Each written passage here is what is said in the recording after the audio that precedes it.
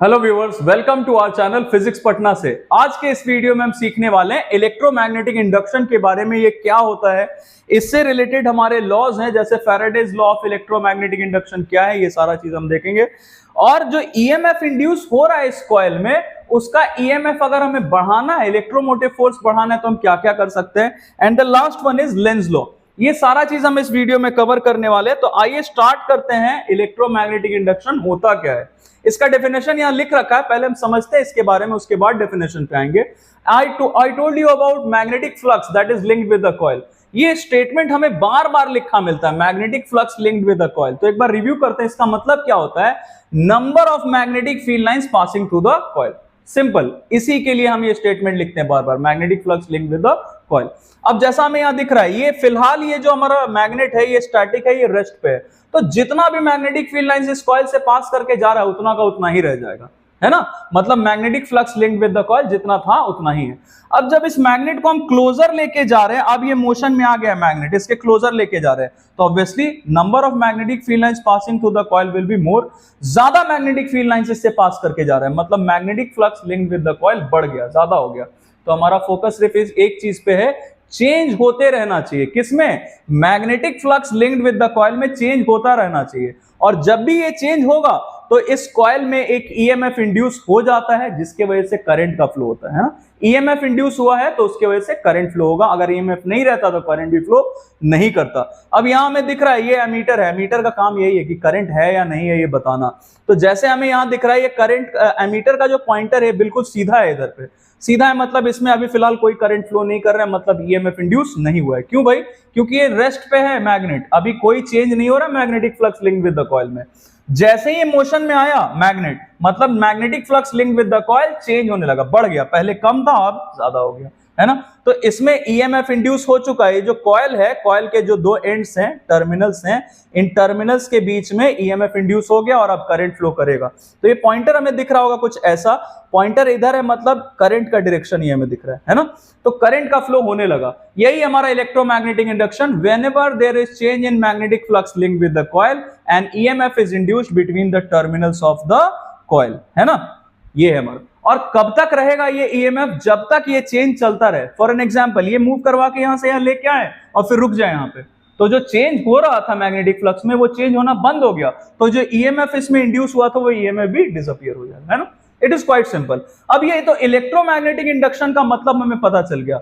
अब हमारे पास Faraday's law है, दो लॉज है फैराडे का, जिससे हमें पता चलता है कि जो ईएमएफ इंड्यूस हुआ है वो कैसे हुआ, वो कब तक रहेगा, और दूसरा चीज कि ये जो ईएमएफ इंड्यूस हुआ है उसका वैल्यू, उसका मैग्नीट्यूड कितना होगा, है ना। तो इट इज क्वाइट इंटरेस्टिंग। आइए देखते हैं। पहला लॉ तो हमारा हूबहू वही है जो हमने अभी इलेक्ट्रोमैग्नेटिक इंडक्शन का डेफिनेशन लिखा था, बिल्कुल वही है। ये हमें बताता है, ये इसको हम बोलते हैं कि ये क्वालिटेटिव है।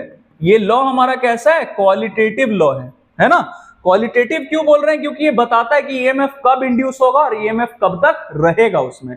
और दूसरा लॉ है हमारा, ये है हमारा क्वांटिटेटिव लॉ। क्वांटिटेटिव क्यों बोल रहे हैं? क्योंकि इसमें हमें पता चलेगा कि जो ईएमएफ इंड्यूस हुआ है वो कितना है, उसका वैल्यू कितना है ना। आइए देखते हैं। The magnitude of EMF induced is directly proportional to the rate of change of magnetic flux linked with the coil.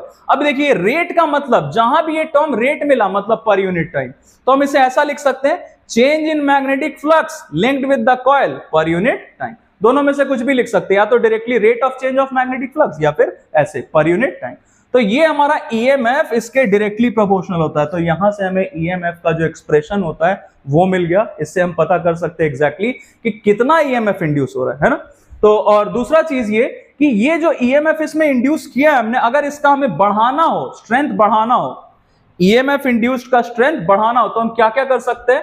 पहला चीज, by increasing number of turns in the coil.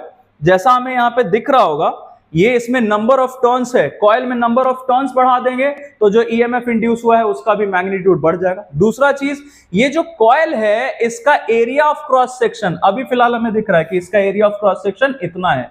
अगर एरिया ऑफ क्रॉस सेक्शन हम बढ़ा दें, ज्यादा कर दें, तब भी ईएमएफ जो इंड्यूस हुआ उसका मैग्नीट्यूड बढ़ जाएगा।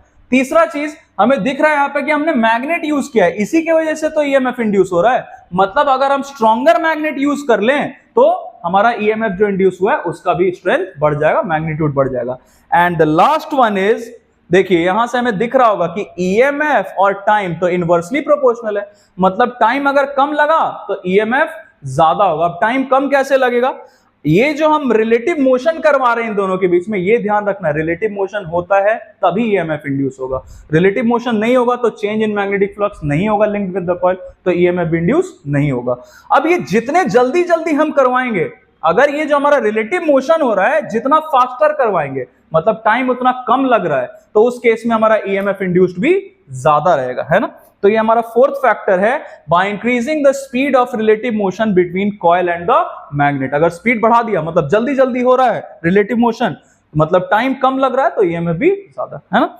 आइए लास्ट वाला हम देखते हैं, लेंज लॉ। लेंज लॉ हमें बताता है कि जो ईएमएफ इंड्यूस हुआ है उसका डायरेक्शन किधर है। सारा चीज हमने सीख लिया, ईएमएफ कब इंड्यूस होता है, कब तक रहता है, उसका मैग्नीट्यूड कितना होता है, मैग्नीट्यूड बढ़ाते कैसे कैसे, and the last one is कि लेंज लॉ हमें बताता है कि इसका डायरेक्शन क्या होगा जो ईएमएफ इंड्यूस हुआ है।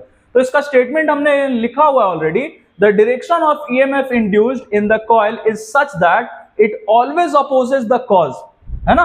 कॉज कौन है, किसकी वजह से प्रोड्यूस हो रहा है, due to the motion of magnet. अब देखिए मैग्नेट का मोशन किधर है, टुवर्ड्स लेफ्ट, तो इसके जस्ट अपोजिट डायरेक्शन में ईएमएफ इंड्यूस होता है, किधर होगा, टुवर्ड्स राइट। ये पॉइंटर हमें दिख रहा होगा, ये किधर इंडिकेट कर रहा है, राइट, मतलब जो करंट है, जो ईएमएफ है, उसका डायरेक्शन किधर है, टुवर्ड्स राइट। तो जो कॉज होता है ईएमएफ प्रोड्यूस करने के लिए, जो रिस्पॉन्सिबल है, उस कॉज के ठीक ऑपोजिट होता है ईएमएफ का डायरेक्शन। आई थिंक हमने जो वीडियो में डिस्कस किया ये सब आपको अच्छा लगा हो, समझ में आया हो। इसके अलावा भी अगर आपको कोई दिक्कत है आप मुझे बता सकते हो। I shall try to post a video as soon as possible. Thank you very much and keep watching.